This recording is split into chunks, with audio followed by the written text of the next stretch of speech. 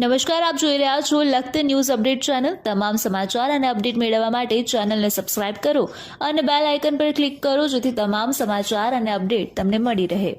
Lakhtar police staff દ્વારા લખતર ગામ સહિત વડકરવાસ વિસ્તારમાં ફૂડ પેટ્રોલિંગ કરવામાં આવ્યું। પીઆઈ યોગેશભાઈ પટેલની આગેવાનીમાં ફૂડ પેટ્રોલિંગનું આયોજન કરવામાં આવતા લોકો ઘરની બહાર પેટ્રોલિંગ કરતા પોલીસ સ્ટાફને જોવા પડી ગયા।